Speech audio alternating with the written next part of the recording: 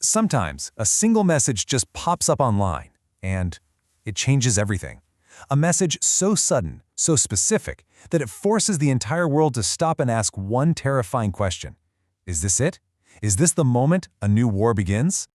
This was the message: Power Plant Day and Bridge Day, a direct threat to a country's core infrastructure, and non-negotiable demand about a vital waterway, and its chilling promise of what would happen next. So right away, everyone started arguing. Was it real? Was it some kind of sick joke? But you know what? That almost doesn't matter. The much more important question is, why? Why did this one single post, out of all the noise on the internet, feel so frighteningly plausible that it triggered genuine fears of a global conflict? To get that answer, we have to look way beyond the screen. To really understand the panic, we have to step away from the digital world for a second and look at a map. Because this threat wasn't just made of words. It was aimed at a very real and a very, very vulnerable spot on the globe. This is the Strait of Hormuz, and it's not just a body of water. You could call it the jugular vein of the global economy. It's the only way for ships to get from the Persian Gulf out to the open ocean, which makes it, without a doubt, the most critical oil choke point on the entire planet. I mean, just try to wrap your head around this number, a full 20%. That's 1/5 of the entire world's daily oil supply has to squeeze through this one narrow channel. That means 1 out of every 5 barrels of oil consumed on Earth passes right through here. That is the ultimate leverage point. So if someone manages to close this choke point, the consequences aren't slow. They are immediate and they are absolutely catastrophic. We're talking about an instant shock to the entire global system. Oil prices wouldn't just rise, they'd explode. Markets would panic. And a military response would become pretty much unavoidable. And that, right there, brings us to the most sinister part of this whole message. It didn't just threaten to close the strait, it actually named the targets: power plants and bridges.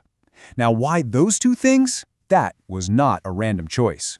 It's because hitting those targets is the key to a modern warfare strategy that's designed not just to defeat a country, but to completely paralyze it from the inside out in a matter of hours. It's called shock infrastructure warfare. And the goal isn't to occupy territory with soldiers. The goal is to surgically remove a nation's ability to function, to cause a collapse so total and so fast that the country literally just stops working. And here's how it would work. It's a cascade effect. It starts with the power plants. Without electricity, the communications grid collapses. No phones, no internet. Next, water purification systems stop. Then, supply chains, which depend entirely on digital logistics and power transportation, are completely severed. Within hours, a modern nation is thrown into darkness, totally paralyzed.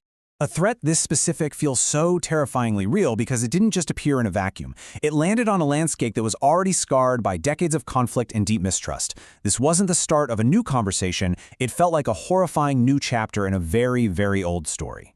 The timeline here shows a pretty clear pattern of escalation. It goes all the way back to the 1979 revolution and hostage crisis, through the naval clashes of the tanker war in the 80s, all the way up to the U.S. withdrawing from the nuclear deal and then the targeted strike on General Soleimani in 2020. It's a long history of flashpoints, where real conflict has always felt like it's just around the corner. Which brings us right back to that central question. With all that history, with all the heated arguments over the years, why did this one single anonymous message cut through all that noise and cause genuine, widespread fear that a war was about to start? The reason is, it's not just what was said, it's how it was said. The message, whether the author knew it or not, used the exact kind of language that nations use in the final moments right before a war breaks out. See, normal diplomatic tension usually involves vague threats, back-channel talks, but the language just before a war kicks off is totally different. It's public. It names specific targets. It focuses on choke points. Its entire goal is psychological intimidation. That viral post, it ticked every single one of those boxes. And that is the really unsettling truth here. Whether it was real or fake, the post was a perfect simulation of a final warning. It's why it felt so real to so many people, because it used the grammar of war. It spoke the language that nations use when they're standing on the brink. So we're left with this. It really doesn't matter who wrote the post. What matters is that it revealed this deep global anxiety about just how fragile our world really is. How a conflict over a narrow strait of water and a nation's power grid could bring the whole global economy to its knees. The message itself might have been a ghost, but the fear it exposed, that was very, very real. And it leaves us all with one final, haunting question.